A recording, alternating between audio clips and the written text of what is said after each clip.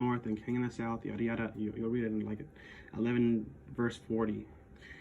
Anyways, and that's an important timeline too, because that gives us the timeline for 12, because that is germane to verse 12, because during that time, meaning the time of the end, Michael, who is your prince. Now remember when I said to focus on that word stand or arise?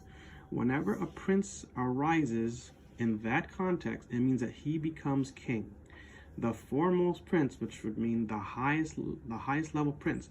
And in this context, it's highest because we know that he's sitting on a throne that there is no higher. Okay, he's sitting in God's throne. There is no higher over there. That would mean that 11 and 12 parallels with 2 and 7, which means that Michael is the Messiah. He is the Christ. And that's just how it works. Now, there's another thing you have to look at, or that I look at. You don't have to. Obviously, I look at. And that's when I write this little Y diagram, like a flux capacitor. And that's, okay, so we have Michael, and we have Jesus.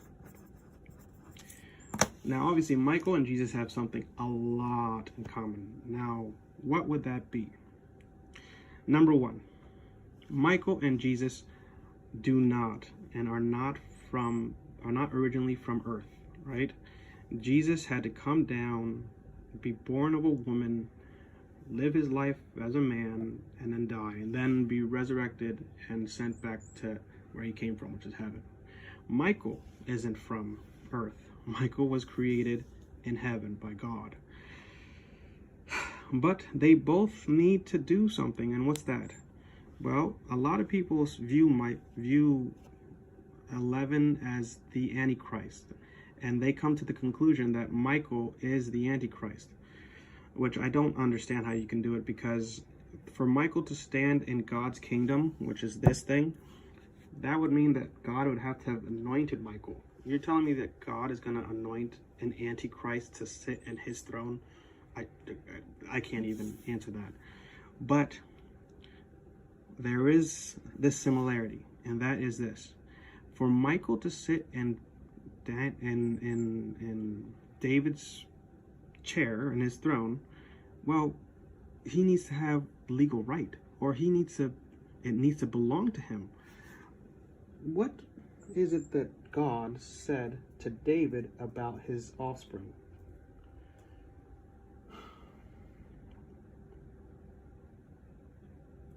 Now, this is why, now if you go back to Ezekiel, and you go back to Ezekiel chapter 21, verses 25,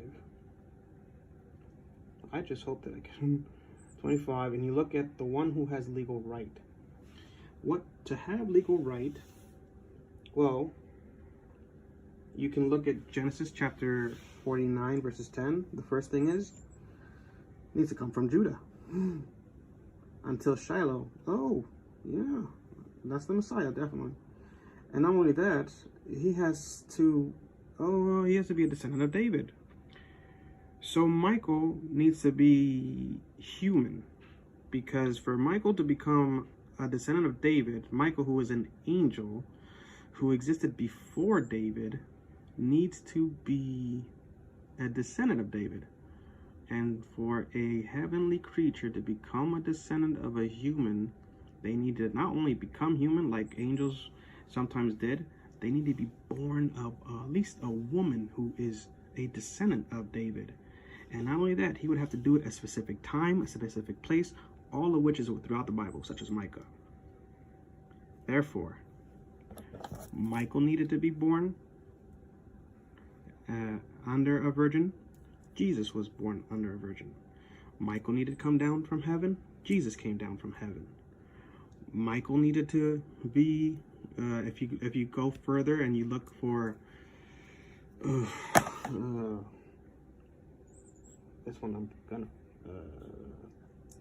let's see, if you look at, I think it's Zephaniah, no. If you look for the sprout, it's either Zephaniah or Zechariah. It's in Zechariah. If you look in the book of Zechariah and look for the sprout, that's also speaking about the Messiah. So now every single Hebrew book that speaks about the Messiah, from Genesis all the way to Micah, is talking about this right here. It's talking about this individual right here, Michael. Then verse 12. But like I said, read for 10, 11, and 12, and take your time, and etc. And you'll come to the truth. Michael and Jesus are the same person. They've got to do the same thing. Because some of you are trying to think of scenarios, and I understand this. You're trying to think of scenarios where Michael can come down from heaven, be born of a woman, and then just die without anyone knowing. Well, there's a couple problems with that. Number one, anyone who comes down from heaven, or anyone who's, let's take for example, the Nephilites. The Nephilites were only half human and then half angel, and they were super strong. They were not going to die from infant mortality, and they couldn't, you know. And Michael, granted he's human, but under the boxes that needs to be checked by the Messiah that we can find throughout the entire Bible, Michael has boxes that he needs to check. One of them is that he has to be, under the law of Moses. That means he can't just kill himself. That means he can't just kill himself. If he can't kill himself, and Michael is going to be born of a virgin woman, and Michael, that means that part of Michael isn't completely human, that means he's going to be very healthy. Can you think of someone else who's very healthy? Look, this is very hard. If you've reached this level in this time, like if you've really watched all 23, that means that this really matters to you. I'm telling you, all of the verses that I've mentioned, go look for them. You need to do the math. This is not going to come to you just because you read the Bible. The majority of the times of the Bible, it's not enough. You need to do the math. I liked this example. Excellent example. If I were to ask you, did Noah know Abraham? You wouldn't be able to tell me based upon the Bible. You wouldn't, because it doesn't say. However, you can definitely do the math. The Bible definitely tells us how old Adam was when he died, how old, and all of his other descendants, all the way down to Abraham, how old they were when they died. That means if you took the time to do a timeline and to really do the math, you would be able to answer that question. You see what I'm saying?